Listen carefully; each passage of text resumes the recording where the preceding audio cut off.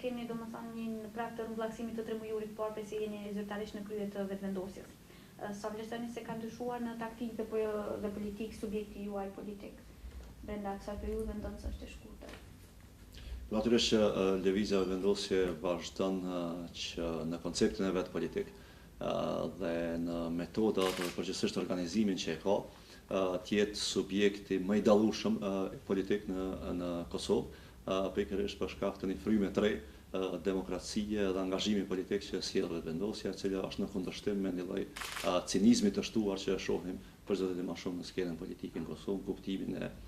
angazhimit të njerëzve në një subjekt apo institucion publik dhe politik për arsye vetëm personale. Ndërkohë që lëvizja vendosje që prej se ekziston dhe vazhdon të mbetet e tillë që angazhimi këtu është për shkak të një ideali politik dhe për shkak të parimeve politike të cilat ne i kemi sjellur në Kosovë dhe të cilat i bëjmë. Kështu që në këtë drejtim nuk mendoj që ka ndryshuar lëvizja vendosje, do të kishte më qenë jashtëzakonisht të dëmshme po të ndryshonte lëvizja vendosje. Për sa i përket të 3 mujorit parë prej se unë jam kryetari i lëvizjes vendosje, kemi bërë disa hapa drejt intensifikimit të atyre punëve të cilat kam premtuar se do të angazhohem veçanërisht në intensifikimin e procesit të rritjes dhe forcimit të organizatës së lëvizjeve vendosje në terren, si dhe të rritjes dhe shpeshtësimit të kontakteve që lëvizja vendosje ka me subjekte tjera politike jashtë Kosovës në Evropë që pak a shumë i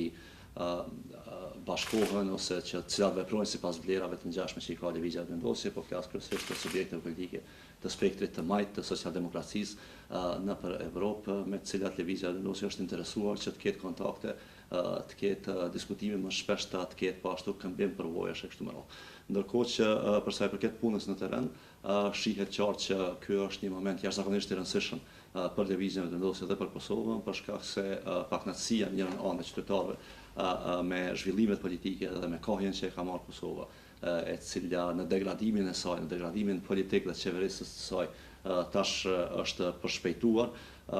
por shihet që njerëzit këtë paknatësi e kanë përzëditur të më shumë të rëndësishme që të artikulojnë politikisht, dhe kjo automatikisht nënkupton që qytetarët e Kosovës, të pakënaqësit e Kosovës sot janë më të organizueshëm për sa i përket angazhimit të tyre në politikë dhe kjo automatikisht është baza prej së cilës mund të vijë ndryshimi aq i nevojshëm në Kosovë. Zotëri Meri, në këto angazhimet e juaja, mund të themi që ka ndonjë pse ju jeni domethënë kryet e vendosjes, sa ka afrim dhe përmirësim të raporteve me ambasadën amerikane të vetvendosjes. Ju që keni pas marrëdhënie të ngrira ose ku ta diun, po megjithatë kemi pas disa situata ku nuk e kanë dëshmuar bashkë atë si të themi që raportin e ndërsjellët në mes një subjekti politik dhe një ambasade kaq të fuqishme siç është ambasada amerikane në Kosovë. Ka ndryshuar diçka në këtë drejtim? A keni parafrim më të madh me ambasadën amerikane? S'parën mendoj që për sa i përket kontakteve që lëvizja vendosje ka me përfaqësues të shteteve tjera që janë këtu në Kosovë, po flas për tash për të gjitha ambasadat, sepse nuk është vetëm një ambasadë në Prishtinë, kontaktet që i kemi me ta, takimet që i kemi me ta kanë qenë për herë frytëdhënëse në kuptimin që kemi pasur rast që të ne të shprehim qëndrimet tona ka shi proceseve, ka shi çështjeve të caktuara dhe të veçanta që ndodhin në Kosovë dhe që zhvillohen në diskursin publik. Dhe në këto takime natyrisht që përveç qëndrimeve tona i kemi diskutuar me ta edhe qëndrimet që i kanë ata për kashi këtyre çështjeve. Në këtë 3 mujorin e fundit ne kam pas një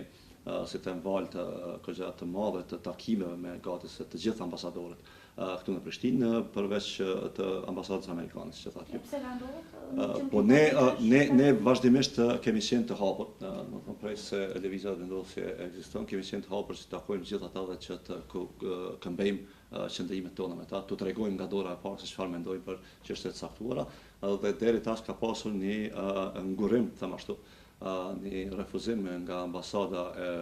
Shtetet Bashkuara të Amerikës në këtë rast për të takuar lëvizjen vendosje, gjë që ka qenë vazhdimisht e pakuptueshme për ne. Domethënë nuk e kuptoj edhe sot pse ambasada e Shtetit Bashkuara të Amerikës refuzon të takojë lëvizjen vendosje, kur e kemi parë që për shembull diplomacitë gjithandaj nëpër botë kanë një apetit që t'i takojnë të gjithë përfaqësuesit politik pavarësisht se nga vijnë ata. Pra është mendoj papranueshme në një farë mënyrë që t'i kërkohet udhëheqësve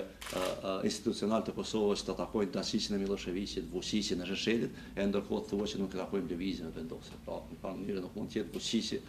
ta zënë njeri i pranueshëm duke pas parasysh të kaluarën e tij si pjesë e informacioni absolutisht kriminal edhe paramilitar, siç ka qenë Partia Radikale e Serbisë, ndërkohë që thuhet që nuk e takojnë lëvizjen vendose. Ndërkohë që në anën tjetër unë mendoj që kjo pak a shumë është nxit nga reagimet e ish ambasadorit Christopher Dell, i cili tash doli edhe nëpër mediat amerikane, të ketë qenë drejt për së drejti i përfshirë në një aferë e cila dyshohet shumë tjetë afere korruptuar e ndryshimit marrëveshjes mes qeverisë Republikës Kosovës, korporatës amerikane Bechtel, në të cilin Kosova paguat gati 1 miliard euro për ndërtimin e një autostrade 70 kilometrash. Pra mendoj që këtu do duhet që të qartësohej ambasada amerikane që ta jepte një vlerësim për atë se si vlerësojnë ata këtë dyshim të ngritur nga gazetarët amerikanë për përfshirjen e ish ambasadorit amerikan në këtë aferë që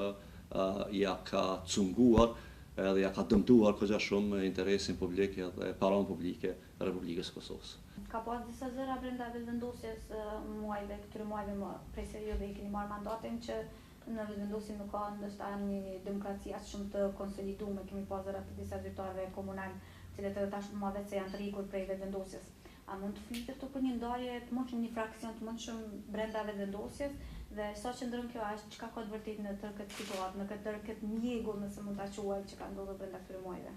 në subjektin tuaj? Po spari kemi pasur reagime nga disa persona të cilët kanë shpreh një lloj, të them kështu, pakënaqësie fillimisht me atë se si po zhvillohen gjërat në lëvizjen vendosje, dhe pastaj këtë e kanë shprehur në formën e shpifjes dhe akuzave të paqena, të cilat vetë ata pastaj kanë dalë dhe i kanë demantuar. Pra kemi rastin e disa herë të demantimit të shpifjeve fillestare që i kanë pasur për lëvizjen vendosje, ta zëmë zonja Halimi një në anë, zoti Gesi në anën tjetër, e kështu me radhë. Ne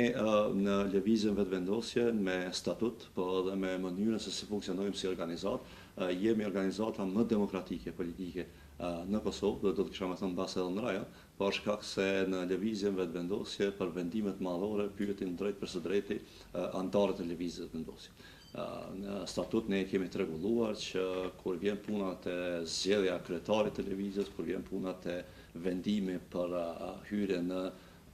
koalicion me parti tjera, kur vjen puna të ndryshimet eventuale që mund të bëhen programit politik dhe konceptit politik lëvizje vendosje, të gjitha këto kërkojnë votën e drejt për drejt të anëtarëve. Dhe fa e marrë atë votë drejt për drejt të anëtarëve, askush në lëvizje vendosje në asnjë instancë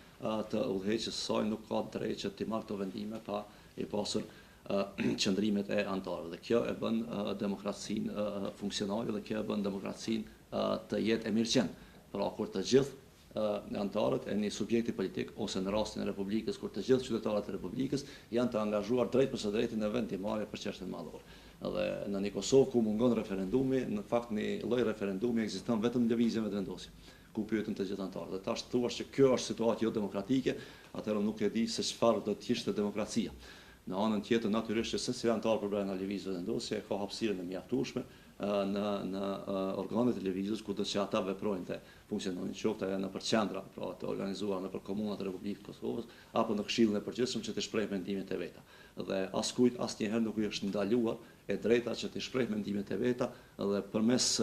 angazhimit të tyre që të bindë dhe anëtarët tjerë ta zëmë që të mendojnë njëjtë si ata. Mirë, po natyrisht që kur nuk ka sukses në këtë drejtim, atëherë vota e përgjithshme e anëtarëve ose e anëtarëve të Këshillit të Përgjithshëm i përcakton vendime strategjike të cilat i merr subjekti jon politik dhe organizata jon politike. Dhe në këtë drejtim mendoj që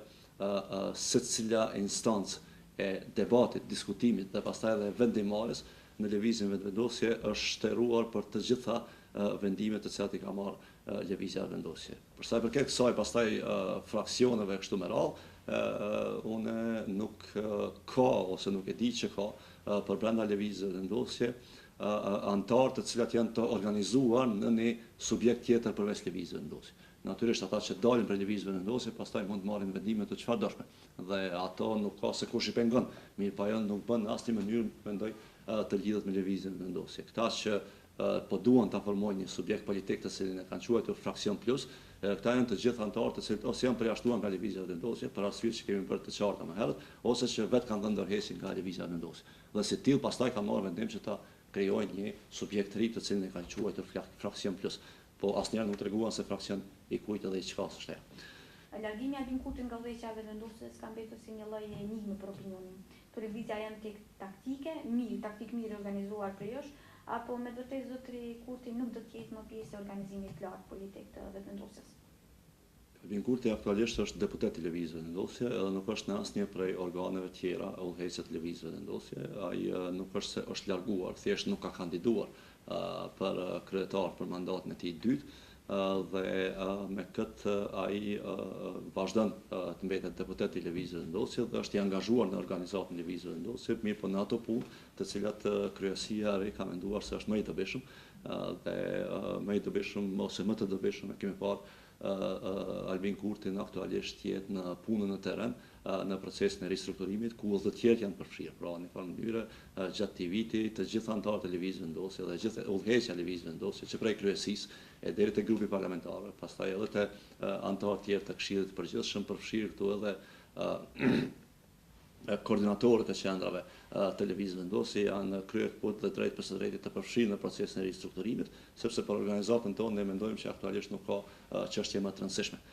Dhe në këtë mënyrë të gjithë anëtarët e lëvizjes pa dallim janë të përfshirë në tërë kohën që e kanë në këtë punë, natyrisht duke i pasur parasysh edhe punë tjera të veçanta që i kanë, për shembull deputetët për punën e tyre në grupi parlamentar në Kuvendin e Republikës Kosovës, të tjerët për ato punë të cilat i kanë të caktuara nga organizata dhe nga lëvizja vendosje, mirë po pjesa tjetër e kohës e gjithëve është dedikuar procesit të ristrukturimit. Në këtë mënyrë nuk ka kurfar taktizimi këtu dhe nuk ka kurfar, si të them, prapaskjen ose prapavije të këtyre ndryshimeve në lëvizjen vendosje. Natyrisht një prej elementeve të demokratizimit të organizatës është edhe lehtësia me cilën organizata e përfundon, them ashtu, një proces të transformimit ose të transferit të udhëheqjes nga një person ose nga një grup personash te një grup tjetër personash. Dhe lëvizja vendosje kjo ka kaluar pa asnjë bujë të madhe. Pra ka qenë një tranzicion aq i natyrshëm, gjë që tregon që lëvizja vendosje funksionon si organizat e jo si, them kështu, shumë agregate e njerëzve ose emrave të përveçshëm. Janë mjaft çështje që kanë mbetur nga viti i kaluar dhe janë mbatur këtë vetë tema mjaft nxehta siç është puna me gjykatën speciale. Këtë javë pritet që domethënë të premte pritet që të diskutohet dhe eventualisht edhe të votohen amendamentet që duhet bënë në kushtetutën tonë që t'i hapë rrugë kësaj gjykate. Cili do të jetë reagimi i vendosjes në kuvend për këtë çështje? Po lëvizja vendosje e ka thënë që prej fillimit, që prej se ka filluar të diskutohet, që prej herës parë kur është votuar për një letër këmbim në mes të presidentes Kosovës dhe institucioneve të BE-s, se ne jemi kundër krijimit të asaj që atëherë quhej gjykata speciale dhe tash që e ka marrë këtë emetimin e ri dhomave të veçanta apo dhomave të specializuara dhe prokurorit të specializuar, për shkak se krijimi i një dhome të tillë, një gjykatë të tillë speciale, e ja bën dy dëme madhore Republikës së Kosovës, në njërin anë përmes krijimit të kësaj gjykate dhe pastaj përmes punës së saj, do ta kemi një proces të rishkrimit ose rikuptimësimit të historisë së vonë të Kosovës, përmes së cilës tentim gjenocidi që ka kryer pushteti serb përmes forcave ushtarake, policore dhe paramilitare në Kosovë, me që rasti vrau 12.000 qytetarë të Kosovës të civil dhe pashtu dhe 2.500 ushtarë të ushtrisë ligjore të Kosovës, me që rasti dhënoi mbi 20.000 gra të Kosovës, i dëboi gati se 1 milion qytetarë të Kosovës dhe pashtu i shkatroi 120.000 shtëpi. Tash po zëvendësohet me një proces gjyqësor i cili do të jetë i përqendruar te pjesëtarët e ushtrisë ligjore të Kosovës, duke krijuar kështu një, si të them, të vërtetë ose rikuptimësim të ri të asaj që ndodhi në këtë histori të vonë dhe duke janë veshur kështu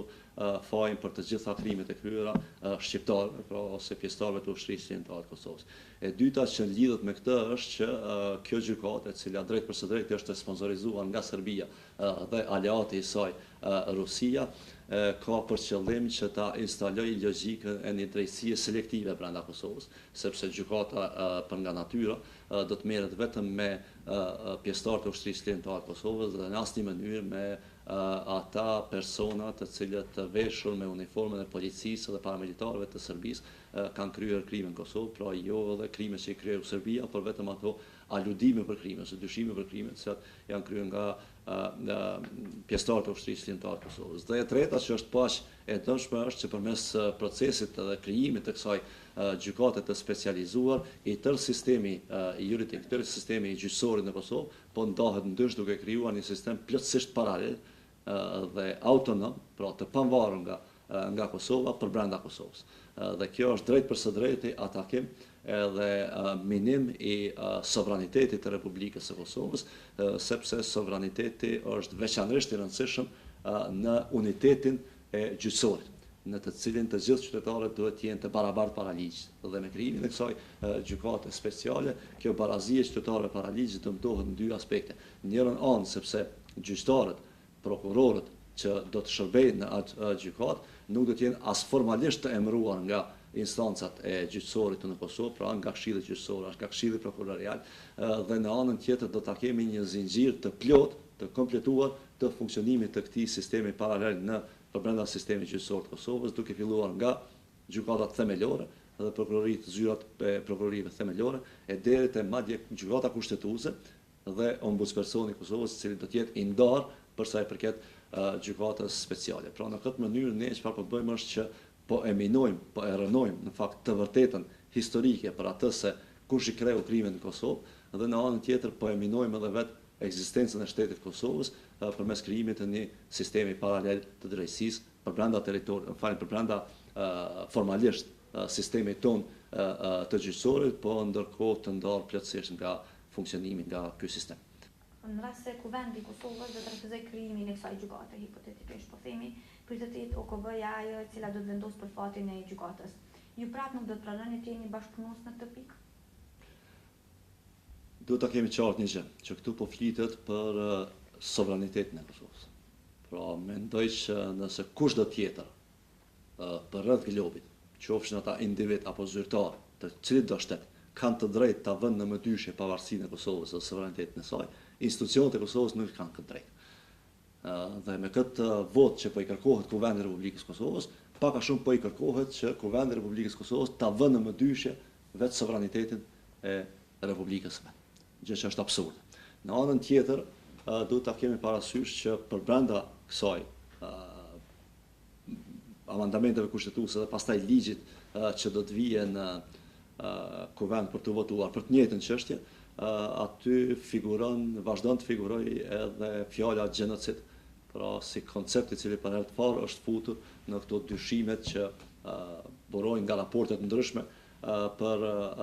aludimet për krimet kryera nga pjesëtarët e ushtrisë qendrore të Kosovës. Pra nëse Kuvendi i Republikës Kosovës e miraton këtë gjykatë, atëherë në një farë mënyrë, në mënyrë indirekte, Kuvendi i Republikës Kosovës e miraton edhe dyshimin që në Kosovë ushtria qendrore e Kosovës ka tentuar të kryejë gjenocid ndaj një pjesë të popullatës. Gjë që është absurde. Ne e dimë që genocidin ka tentuar ta kryejë Serbia, ndërkohë që tash kjo po i veshët Kosovës, asnjëherë pa u ndëshkuar Serbia për atë tentim gjenocidit që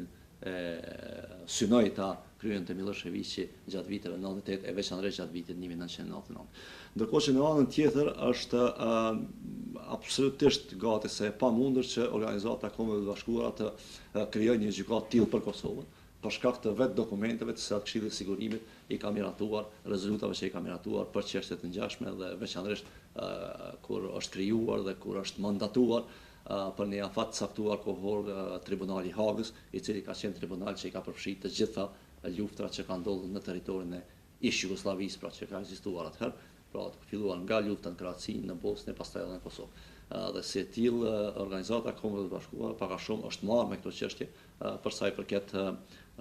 përket këtyre krimeve të dyshuara që kanë ndodhur edhe në Kosovë, edhe në Bosnë, edhe në Kroaci. Ndërkohë që në anën tjetër është e rëndësishme që ta kemi parasysh që një gjykatë të tillë speciale eminon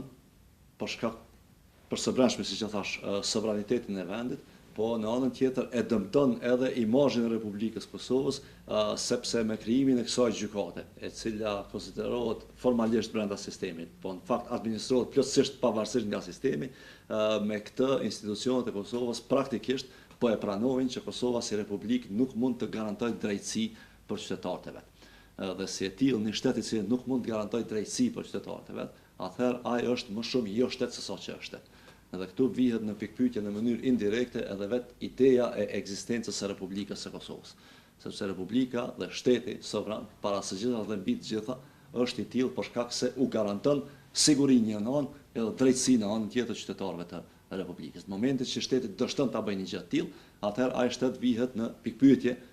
në vetë ekzistencën e tij e pastaj edhe në funksionimin e tij si shtet i pavarur dhe sovran. Dhe me këtë vetë institucionet e Kosovës po kërkohet që ta pranojnë këtë dështim, i cili është dështim galopant i një shteti, në këtë rast të Republikës së Kosovës. Pra në këtë drejtim mendoj që është e papranueshme se si institucionet e Kosovës po vihen para një sprove të tillë. Edhe madje është hala më e papranueshme se si disa deputet të Kuvendit të Republikës Kosovës po e pranojnë që ta miratojnë një sfidim të tillë të shtetësisë sonë. E më e papranueshme në këtë rast është se si vetë presidentja e Republikës së Kosovës, edhe në letërkëmbimin e mëhershëm që ka pasur institucionet e BE-s, po pastaj vazhdimisht në deklarimet e veta dhe në kontakte e veta për sa i përket kësaj çështje, e ka pranuar në fakt që Kosova është një vend i cili nuk mund të prodhojë drejtësi, nuk mund të prodhojë sistem funksional të gjyqësisë dhe se i tillë duhet të ndihmohet në këtë rrafsh. Pra që drejtësia nga vije nga jashtë. Që i bie praktikisht që presidentja po e pranon në farë mënyrë që Kosova nuk është dhe nuk mund të bëhet shtet i pavarur dhe sovran, prandaj edhe kërkon intervenimin ekzekutiv të tjerëve në këtë mes. Një çështje tjetër që është mjaft e diskutueshme është edhe statusi i PSK-s dhe shtrirja e kësaj organizate, e kësaj ushtrie në tërë territorin e vendit, këtë rast pa Mitrovicën. Çfarë informata keni dhe cili është qëndrimi juaj lidhur me ushtrinë të ardhshme të Kosovës? Po forcat armatosura të Kosovës, ushtria në fakt e Republikës së Kosovës është një element jashtëzakonisht i rëndësishëm, i cili do të duhet të ishte garant i sovranitetit të Republikës njëra në anë, edhe i integritetit territorial të territorit në të cilin ekziston Republika në anën tjetër. Dhe në këtë drejtim mungesa e ushtrisë së Kosovës, mungesa deri tashme e ushtrisë së Kosovës ka qenë mungesë njëkohësisht që ka cenuar këto dy parime bazë që janë të mbrojtura me Kushtetutën e Republikës Kosovës. Pra njërën anë sovraniteti jonë është cenuar edhe për shkak se nuk e kemi kapacitetin tonë mbrojtës, dhe në anën tjetër integriteti territorial sot është i atakuar edhe për shkak se nuk e kemi një ushtri që do ta mbronte këtë territor. Prandaj ka qenë dashur që në momentin e shpalljes së pavarësisë së Kosovës, kjo shpallje në asnjë mënyrë të mos lejohet të bëhet pa një ushtri të Republikës Kosovës, e cila do të mbronte kufijtë të Republikës Kosovës dhe do ta garantonte ekzistencën e shtetit të Kosovës. Në këtë drejtim ne jemi sot në vitin e 7 të pavarësisë, ose pak kemi hyrë në vitin e 8 të ekzistencës së shtetit pavarur së Republikës së pavarur të Kosovës dhe ende diskutojmë nëse duhet të bëhen, në çfarë forme duhet të bëhen dhe kur duhet të bëhen forcat armatosura ose ushtria e Republikës. Ndërkohë që me vetë qenjen e shtetit pavarur, forcat armatosura ose ushtria në vendin nuk vjen në pikpyetje. Për kjo ka qenë një prej padrejësive të cilin Kosova ka pranuar me planin Ahtisarit, gjë që nuk ka qenë dashur të pranohet kurrë. Ndërkohë që për sa i përket asaj se ku duhet shtrihet forcat armatosura të Kosovës, kjo mendoj që prapë nuk duhet vëhet fare në pikpyetje. Pra, ushtria e Republikës Kosovës vepron në tërë territorin e Republikës Kosovës. Dhe në momentin që dikush i shkon mendja, qofsh ata zyrtar publik apo edhe vetëm se them kështu përfaqësues institucional të Kosovës, momentin që u shkon mendja ta pranojnë një zgjidhje të ndërmjetme për këtë, atëherë ata praktikisht e kanë pranuar që jo tërë territori i Kosovës është realisht territori i Republikës së Kosovës. Pra momentin kur ti bën përjashtime për pjesë caktuar të territorit, edhe për mundësinë që forcat armatosura të Republikës të veprojnë në ato pjesë të territorit, atëherë ti praktikisht ke hequr dorë nga ato pjesë të territorit. Prandaj për lëvizjen e vendosjes është jashtëzakonisht e rëndësishme që ushtria e Republikës Kosovës tjetë ushtri me kompetencat plota, ushtria e Republikës Kosovës tjetë e armatosur dhe me pjesëtar sipas nevojave që i ka Kosova, duke pas parasysh problemin dhe rrezikun që e ka nga vendet përreth, e veçanërisht nga Serbia, e cila vazhdimisht shfaq pretendime territoriale karshi Republikës Kosovës, dhe e treta është që ushtria e Republikës Kosovës tjetë unike, pra tjetë e pandarë. Dhe kjo pandasi e saj ta krijoj një ushtri të Republikës Kosovës e cila do ta ketë statusin e njëjtë në përcilin do pjesë të territorit të Kosovës dhe do ta ketë funksionin e njëjtë në përcilin do pjesë të territorit të Kosovës. Deri tash kanë dalur në publik dy mundësi që të krijohen forcat armatose të Kosovës. Asnjëra prej tyre nuk është as në vijë me interesin e Republikës, as në vijë me Kushtetutën e Republikës Kosovës, me nenin e parë të saj, dhe as në vijë me vetë idenë e pasjes së një ushtrie të Republikës Kosovës. Njëra prej ideve është që ushtria e Republikës Kosovës të mos ketë të drejtë të shtrihet deri në veri, por të ketë, si të thënë kështu, territorin e kufizuar të Lumibër, gjë që është deklaruar publikisht më herët edhe nga kryeministri i Kosovës, dhe në anën tjetër kemi edhe këtë idenë që përçarkullon tash, e cila po duket se është diskutuar për brenda institucioneve të Republikës, që në ndarjen që do t'i bëhet sipas rajoneve forcave të armatosura të Kosovës, njëri prej këtyre rajoneve të jetë veriu i Kosovës, dhe ky regjiment i këtij rajoni tjetë i përbërë nga pjesëtarë të forcave të armatosura të cilët nga pakisa kombëtare serbe dhe ndërkohë ta kenë edhe komandantin e tij. Pra në një farë mënyrë që asociacioni komuna me shumicë serbe ta ketë praktikisht edhe ushtrinë e vet, ose një pjesë të ushtrisë së Republikës Kosovës, që do ta konsiderojnë si regjiment të asociacionit. Asnjëra prej tyre nuk janë të pranueshme dhe natyrisht që cilado prej tyre, nëse bëhet e vërteta e krijimit të ushtrisë së Republikës Kosovës, atëherë kjo do ta minon drejt për së drejti dhe çon zanafill ekzistencën e forcave të armatosura të Republikës Kosovës. Dhe natyrisht që Republika e Kosovës në asnjë mënyrë nuk duhet të pranojë shantazhe të tilla, edhe nuk duhet të pranojë një zgjidhje të tillë të ndërmjetme për sa i përket kësaj çështje. Me vetë ekzistencën tonë si shtet i pavarur dhe sovran, e drejta për të pasur ushtrinë tonë na takon. Edhe këtë ushtri tonë duhet ta krijojmë ne, e jo që të presim që të tjerët na tregojnë se si të krijohet kjo dhe të na lejojnë ta krijojmë. Dhe në këtë rast këto kërkesa natyrisht që vijnë drejt për së drejti nga Serbia dhe institucionet e Republikës Kosovës fatkeqësisht deri tash e kanë dëgjuar më shumë atë se çfarë po thotë Serbia për sa i përket çështjeve mallore të Kosovës, se sa cili është interesi edhe vullneti politik i qytetarëve të Republikës. Kemi edhe një çështje tjetër siç është demarkacioni me shtetin e Malit të Zi. Janë krijuar shumë të pavërteta rreth kësaj çështje, ka mbetur si punë ajër. Çfarë dini ju, çfarë është mendimi juaj lidhur me këtë çështje? Po është e qartë se pretendimet që i ka Mali i Zi karshi kufirit me Kosovën janë absolutisht të papranueshme, sepse dëmtojnë seriozisht territorin e Republikës Kosovës. Në disa pjesë të malit të Rrogovës, Mali i Zi pretendon që kufiri me Kosovën duhet të jetë dikun deri 7 kilometra brenda territorit të Republikës Kosovës. Dhe në këtë mënyrë Kosovës i bie që ta humbë një pjesë kogja të madhe të territorit nëse pranohet ky lloj demarkacioni për cilin po insiston Mali i Zi. Ne këtë çështje kemi problematizuar disa herë, shumë më herët kemi marrë konferenca për shtypje, kemi ngritur në Kuvendin e Republikës, që atëherë kur ka qenë si ide që diskutohej, dhe tash kjo natyrisht që ka marrë një formë dhe është duke u diskutuar në mënyrë më intenzive nga mes institucioneve të Republikës Kosovës, ose më saktësisht në këtë rast në mes të dy ministrive të punëve të jashtme. Për lëvizjen e dosjes është e papranueshme që kufiri i Republikës Kosovës të jetë çka do tjetër përveç atij i cili ka qenë i vendosur në vitin 1974, që ka qenë vija kufitare e atëherë krahinës autonome socialiste të Kosovës. Dhe tash me këto pretendime që i ka Mali i Zi karshi territorit, pra siç e thash, Kosova i bie të humbë dikun mbi 7 kilometra territorit në pjesë të caktuara dhe dikun në kilometra katror i bie shumë më shumë, nuk e kam tash shifrën saktë, po ky është njëri prej problemeve që kemi me Malin e Zi. Në anën tjetër të njëjtin probleme kemi pastaj edhe me Serbinë. Pra në kufirin që e ndon Kosovën me Serbinë kemi po ashtu probleme të demarkacionit dhe siç e dini marrëveshja që është arritur për menaxhimin e përbashkët të kufive, ose kontrollin e përbashkët të kufive, është një marrëveshje e cila në një farë mënyrë është arritur pa pasur demarkacion të kufive. Natyrisht që tash kjo përmes kësaj marrëveshje janë vendosur disa pika ku do të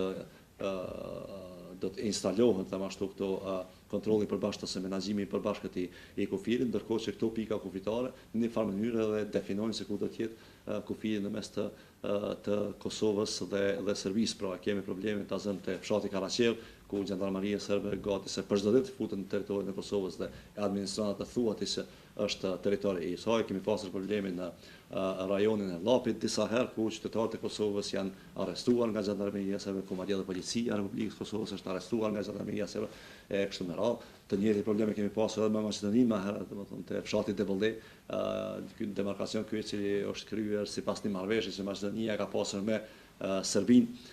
Kështu që i tërë kufiri i Kosovës praktikisht është vënë në mëdyshin nga fqinjtë dhe vazhdimisht Kosova ka lëshupe. Dhe është momenti kur Kosova si shtet sovran të tregohet vërtet që është shtet sovran dhe të mos të shojë për asnjë pllëm të territorit të vet karshi fqinjve, sepse çfarë do lëshimi pa karshi këtyre kërkesave të cilat janë absurde nga fqinjtë e Republikës Kosovës, vetëm e vetëm sa tregon edhe një herë se politikat në këto vende, karshi Kosovës dhe shqiptarëve në përgjithësi, nuk është se po ndryshojnë edhe pse vitit po kalojnë. Pra të njëjtat pretendime territoriale, herën mas më të madhe, herën mas më të vogël, po na shfaqen vazhdimisht nga fqinjtë dhe kjo mendoj unë po shfaqet edhe për shkak të faktit që shteti i Kosovës po tregohet vazhdimisht i dobët në këto paraqitje dhe në këto diskutime që po i ka me tjerë. Që prej qeverisjes Mustafa tha që do të thonë që prej fillimit të saj në vitet e para ajo ka pasur kritika mjaft tashpëra nga ju, nga subjekti juaj, të cilat kritika të cilat nuk pasur për qëllim me protesta, po të cilat nuk po vazhdojnë. Ka po shkon Kosova me këtë qeverisje? Natyrisht është shumë e qartë që ky koalicion i arritur në mes të Partisë Demokratike të Kosovës dhe Lidhjes Demokratike të Kosovës e ka vendosur Kosovën ose e ka mbajtur dhe pak a shumë e ka gozhduar Kosovën në të njëjtën binar se ku ishte Kosova para zgjedhjeve të qershorit. Pra kjo qeveri e Kosovës, edhe pse po thirret si qeveri e re e Kosovës, fakt është qeveria e cila ka mendësinë të njëjtë qeverisë me atë që kemi parë në qeveritë e kaluara të Kosovës, pra sikur në raport me negociatat me Serbinë, sikur në raport me koncesionet e vazhdueshme që i bëjnë karshi Serbisë, sikur në raport me shpenzimin e paras publike, me kontrata super shtrenjta, me vazhdimin e autostradës që do ta lidhte Shkupin me Prishtinën, pra autostradës, edhe një autostradë që po ndërton Behtelli, sikur karshi orientimit të investimeve të paras publike, nuk ka asnjë element që tregon që kjo qeveri do të jetë ndryshe prej asaj që kemi parë deri tash. Dhe tash natyrisht që kur aplikohen masat dhe metodat e njëjta, nuk mund të presim rezultate të ndryshme. Pra në momentin që ne aplikojmë si institucione për flas tash metodat e njëjta dhe politikat e njëjta që kemi parë deri tash, atë natyrisht që rezultatet do të jenë pak a shumë ato që kemi parë deri tash. Dhe këto rezultate që po i shohim sot, që janë drejt për së drejtë rezultate të qeverisës, së mënyrës së qeverisës në Kosovë, tregojnë që Kosova nuk është ndonjë vend i cili mund të lavdërohet për ndonjë të arritur. Dhe kjo është shumë brengose. Pra nëse ne vazhdojmë kështu, atëherë do të përfundojmë në pak a shumë të njëjtën gjendje shoqërore, ekonomike, politike që ne kemi sot, vetëm e vetëm se do ta kemi këtë të shtuar, sepse do të vazhdojmë me të njëjtat metoda edhe për një kohë gjatë. Në këtë drejtim mendoj që qeveria e Republikës Kosovës është duke vazhduar njërin anë kapjen e shtetit. Mirë po tash kjo kapje po ndahet ndysh, deri dje kemi pasur kapjen drejt për së drejti nga Shiku dhe PDK-ja, tash e kemi kapjen e cila në një dimension po e merr edhe ngjyrimin e LDK-s. Pra LDK-ja po bën garë që bashkë me PDK-n me i kap institucionet e shtetit, dhe jo më jalon vetëm PDK-s që ka pasur përpara. Ndërkohë që në anën tjetër do ta kemi një gjendje ekonomike e cila vazhdimisht po prodhon frustrime edhe mungesë absolute të realizimit të interesave të qytetarëve. Pra, përkundër faktit që u premtuan mira, qindra mira vende punë gjatë fushatës nga dy partitë që aktualisht po bëjnë koalicionin, sot e kemi në realitet këtë tjetër ekonomik në Kosovë. Dhe kjo ndodh për shkak se vetë mënyra se si veprojnë institucionet publike, karshi çështjeve ekonomike, prodhon situata të tilla. Pra nuk është tu problemi vetëm te menaxhimi i mirë apo i keq i resurseve ekonomike, por problemi është te qasja që institucionet publike kanë karshi përgjegjësive të tyre kashi qytetare. Ne kemi sot institucione publike, siç kemi pasur edhe dje, të cilat vazhdimisht ikin nga përgjegjësia që kanë kashi qytetare. Qoftë kashi nevojave të qytetarëve, të furnizimit të bollshëm me energji elektrike, me çmime të arsyeshme, të furnizimit të bollshëm me ujë të pijshëm, me çmime të arsyeshme, të ndërtimit të infrastrukturës fizike të domosdoshme për përmirësimin e mirëqenies së qytetarëve, pastaj të investimet në bujqësi që do ta rimëkëmbin sadopak sektorin e bujqësisë, të investimet në industri që do të prodhonin një program të zëvendësimit të importeve, të investimet në krijimin e vendeve të reja të punës që po ashtu do të punësonin qytetarët e Kosovës dhe rrjedhëmisht do ta ngrisnin edhe zgjeronin bazën tatim paguese të vendit që pastaj shteti i Kosovës të mbledh më shumë tatime. Pra gjitha këto ne kemi parë që edhe tash politikat e qeverisë së Republikës Kosovës mbesin ato të njëjtë. Patëm herën e fundit i diskutuam me ligjin për tatimet në të ardhurat personale, tatimin korporata, gjatë kësaj javë do të diskutojmë edhe ligjin për tatimin në vlerë të shtuar, dhe gjitha këto masa të cilat i kanë proklamuar me pompozitet qeveria e re se do të bëjnë ndryshimin për sa i përket mënyrës se si zhvillohet ekonomia e vendit, në fakt janë masa të cilat nuk do të sjellin kurrë rrisje në ekonominë e vendit. Pra ne vazhdojmë si Kosovë edhe si institucione publike që të ndërmarrim politika të cilat u konvenojnë një pjesë dhe grupeve të caktuara të personave dhe të qytetarëve të Kosovës e jo të mirës së përgjithshme. Por vazhdojmë me një sistem tatimor i cili e thellon hendekun mes varfëve të pasurve, duke u krijuar më shumë hapësirë të pasurve, ndërkohë që duke i ndëshkuar edhe duke u abortur barën e tatimeve klasave të mesme dhe të varfra. Kemi po ashtu institucionet që vazhdojnë që paranë publike ta orientojnë në për projekte të cilat kryesisht përqendrojnë pasuri dhe të cilat nuk sjellin një të mirë ose dobi ekonomike për tërë vendin, dhe kemi një qeveri e cila vazhdon me një logjik privatizuese të qasjes kashi ekonomisë dhe kashi institucioneve publike të vendit, përfshirë këtu edhe ndërmarrjet publike. Pra në njërin anë kërkojnë që ndërmarrjet publike deri në privatizim të qeverisën nga personat e afërt të tyre, prej cilave këta përfitojnë natyrisht para edhe mundësi tjera politike, ndërkohë që një qasje të tilla kanë pak a shumë edhe kashi institucione publike të cilat janë të paprivatizueshme, siç janë ministri, siç janë agjencitë shtetërore, siç është edhe buxheti i qytetarëve, që është më i rëndësishëm. Pra me qasje privatizuese nën kupton që ata i shpenzojnë parat siç ata donë, e jo siç kërkojnë qytetarët dhe aq më pak në interes të këtyre qytetarëve që i paguajnë këto para në formë tatime. Koalicioni i gjatë i qeverisës ka marrë vazhdimisht kritika tash nga ju se përket modelit ekonomik që ka prezantuar, duke ditë rëndësinë e madhe të ekonomisë që ka në vendit tonë, e cila pothuajse është në rënje. Çfarë alternative prezanton ju, çfarë kërkon ju dhe çfarë mënyre të ekonomisë ju do ta kishit bërë nëse të ishit aktualisht në pushtet? Cilat zgjidhja që ju ofroni më konkretisht? Së problemi kryesor që ka Kosova sot për sa i përket ekonomisë është që ne nuk prodhojmë asgjë. Hapësira për të prodhuar në Kosovë është jashtëzakonisht e ngushtë për dy arsye kryesore. Njëra nga për shkak se tregu i Kosovës është i vërshuar nga mallat që vijnë nga jashtë, të cilat futen në Kosovë pa kurrë kriteri, shpeshherë të pakontrolluar. Pra edhe paraqesin rrezik për shëndetin dhe sigurinë e qytetarëve, ndërkohë që natyrisht janë rrezik edhe për ekonominë e vendit, sepse e pamundsojnë krijimin e një baze prodhuese për brenda vendit. Dhe në anën tjetër, kjo hapësirë për prodhim Kosovës është e ngushtuar edhe për shkak të mungesës së qasjes në kapital. Ndërmarrësit e vendit, qofshin ata të vegjël apo të mesëm, e kanë shumë të vështirë sot që të financojnë projektet e tyre të reja ose ngritjen e kapaciteteve të reja, për shkak se qasja në kapital është e vështirësuar, për shkak të bankave komerciale, kamatat e cilave në kredi janë shumë të larta dhe janë pak a shumë të papërballueshme për cilin do ndërmarrës, qofshin ata në bujqësi apo në industrinë e përpunimit të ushqimit ose në industri tjera. Dhe në këtë mënyrë mendoj që këto dy funksione kryesore do duhet i kryejnë shteti, institucionet publike të vendit, të cilat edhe njërën anë do t'ju garantonin qasjen e kapital qytetarëve ose ndërmarrësve të interesuar brenda vendit, edhe në anën tjetër do t'ju garantonin edhe hapësirë në treg për prodhimet e tyre. Por kjo është një model tjetër i zhvillimit, të cilin e proklamon lëvizja vendosje, i cili bazohet kryekput në rëndësinë që institucionet publike duhet t'ia japin veçanërisht sektorit të prodhimit, duke e ndihmuar dhe përkrahur atë për ta bërë atë konkurrent dhe për ta bërë atë eksportues. Pra aktualisht ne problemin e kemi me mallat që i konsumojmë, shumica dërmuese të cilave vijnë kryesisht nga jashtë, pra janë të importuara. Dhe sot në Kosovë bilancin tregtar që kemi është dikun 10-1. Pra ne eksportojmë madhra një fish të asaj që importojmë. Dhe nëse për shembull importi që atë vitit kaluar ka qenë mbi 2 miliardë euro, mos ka bëu ka qenë 2.2 miliardë euro, atë kjo bie që ne kemi eksportuar jo më shumë se 200 milionë euro. Dhe natyrisht që me këtë bilanc jashtëzakonisht negativ tregtar, asnjë vend nuk mund të zhvillohet.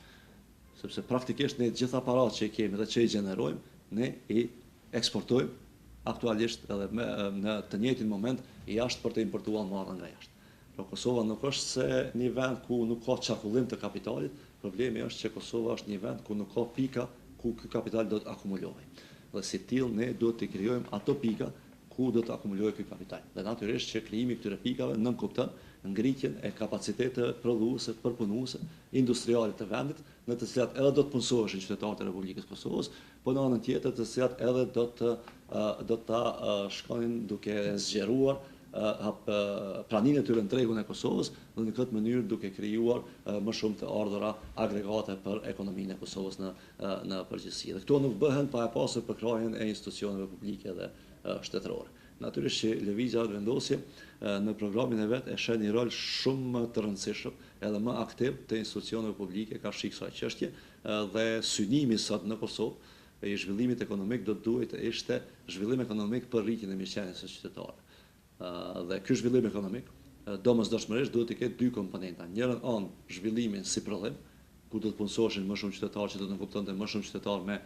me paga, që do të nënkuptonte më pak barë për buxhetin e Republikës për raste sociale, po në anën tjetër edhe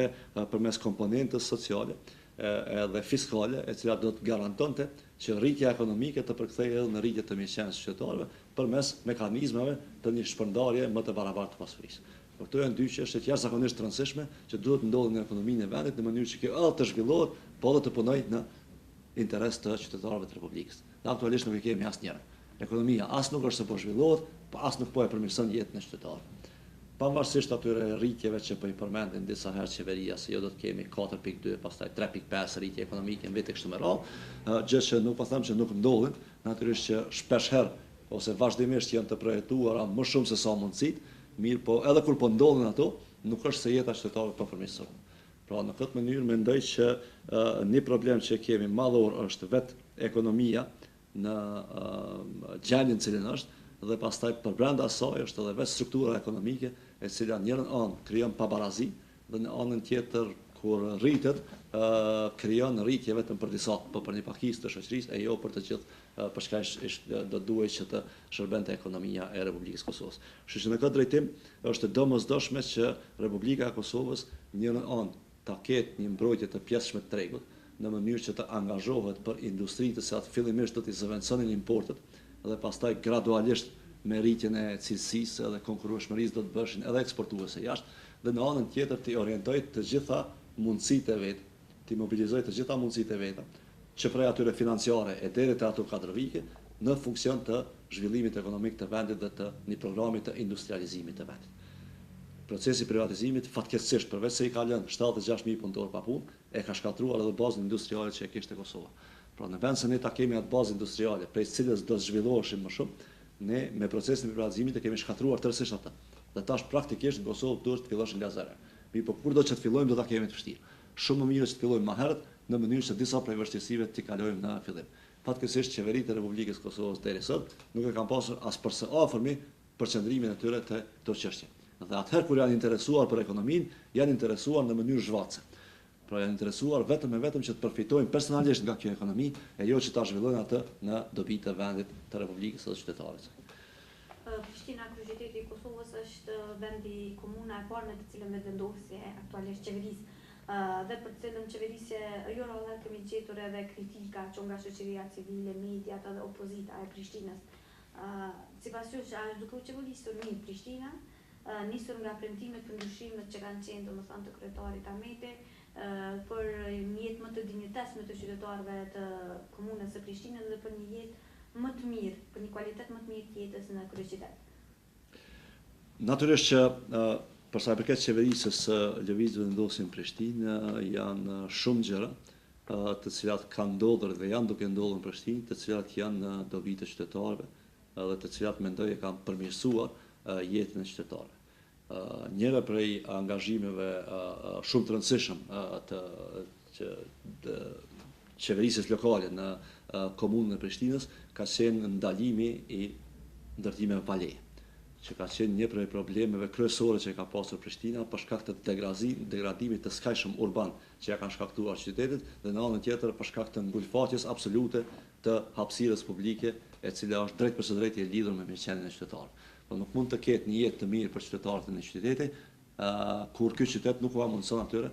ose nuk ka garantuar atyre hapësirën publike në cilin këta qytetarë do të mundeshin në mënyrë të barabartë ta organizojnë jetën e tyre, ta organizojnë punën e tyre, ta organizojnë edhe zbavitjen e tyre kështu me radhë. Dhe në këtë drejtim mendoj që një prej këtyre degradimeve që ka qenë afatgjat në komunën e Prishtinës, specialisht në qytetin e Prishtinës, tashmë është ndalur. Thonë qeverisja e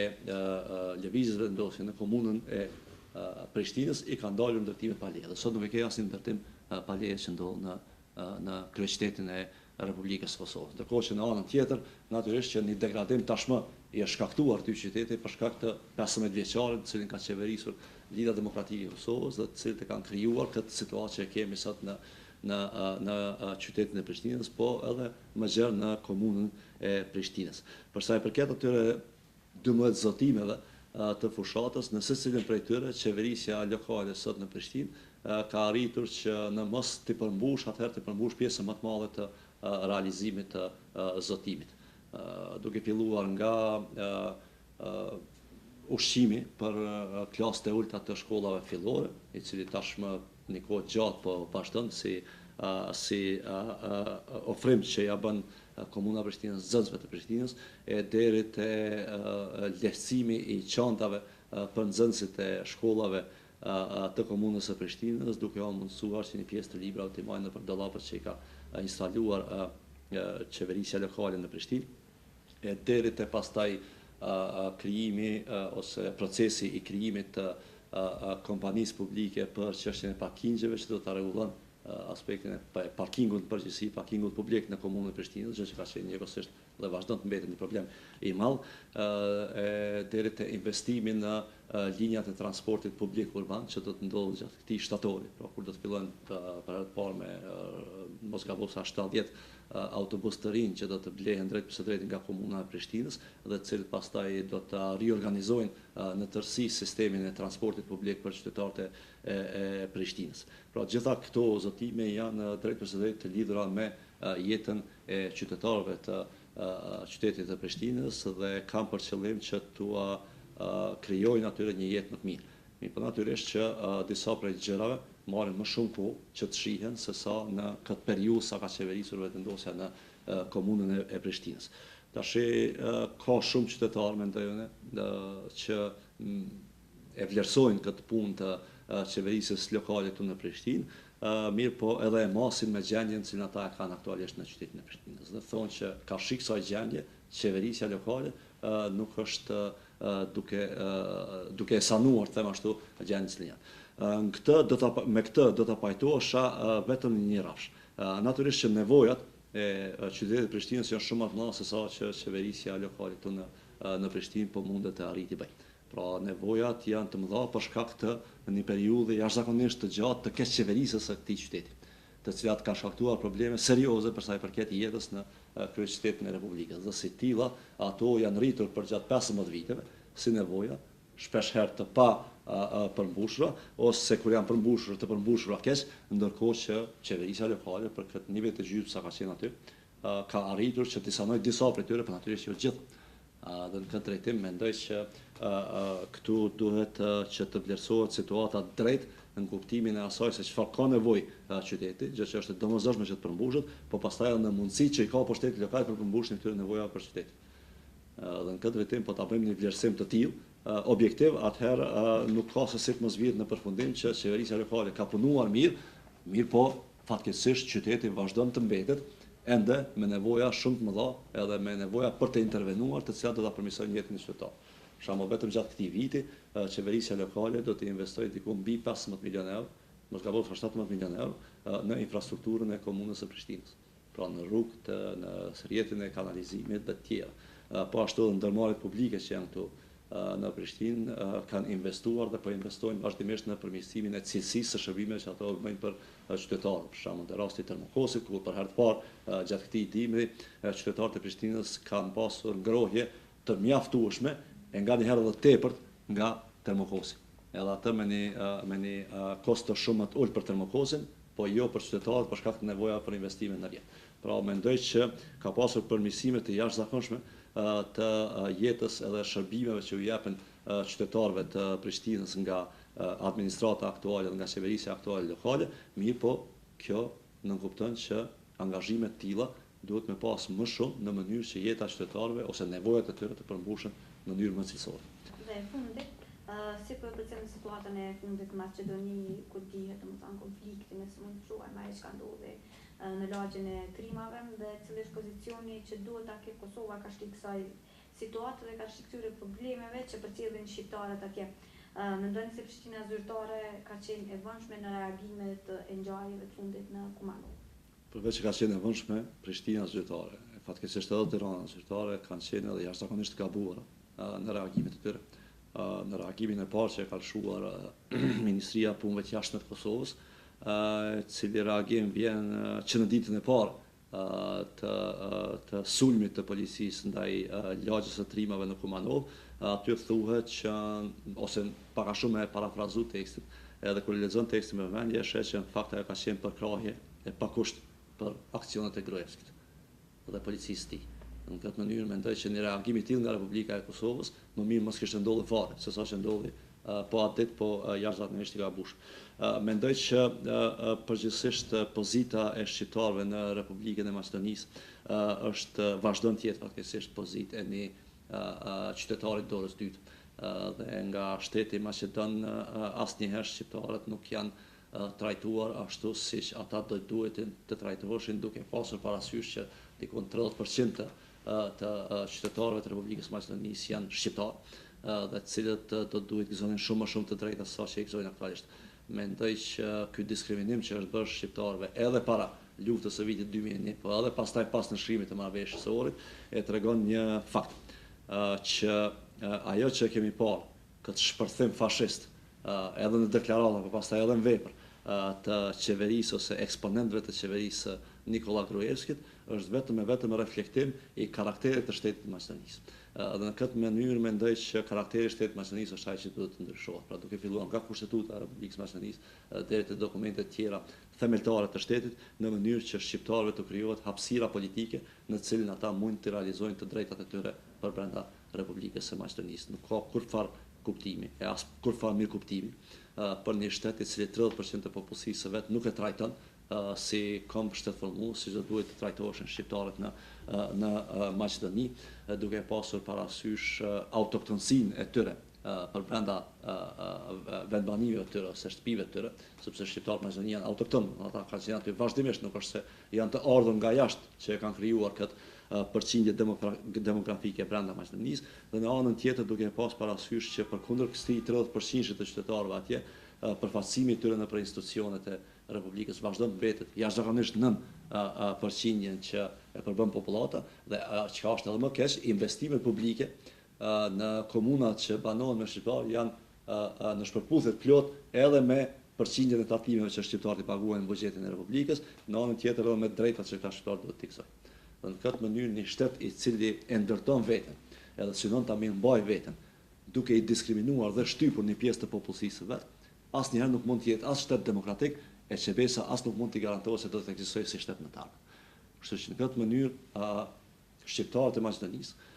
përmes angazhimit politik të tyre, përmes kësaj hapësire që është krijuar tash në skenën politike në Maqedoni, duhet që me kërkesat të tyre të qarta të insistojnë në garantimin e drejtave të tyre kolektive, në garantimin e kësaj pozite konformuese për shqiptarët në Maqedoni, dhe pastaj në të insistojnë edhe që shteti i Maqedonisë të mos mund të bëhet asnjëherë shtet nëse nuk i plotëson këto kushte dhe këto të drejta për shqiptarët. Në këtë drejtim mendoj që aktualisht në reagimet tona të fundjavës së para 2 javëve kemi shprehur vazhdimisht që shqiptarët e kanë mundësinë, edhe është e domosdoshme që përmes protestave, demonstratave dhe organizimit politik ta krijojnë këtë hapësirë politike për vete brenda Republikës së Maqedonisë, në të cilin pastaj do të kishin mundësi të realizonin këto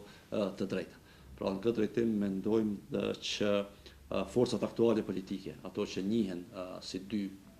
më të mëdha të shqiptarëve në Maqedoni, sikur BDI-ja Ali Ahmetit, po ashtu dhe Partia Demokratike Shqiptare, menduthaqet, në asnjë mënyrë nuk i kanë përfaqësuar as interesat e qytetarëve, as të drejtat e tyre, e as më pak se them interesat kombëtare të shqiptarëve atje. Pra,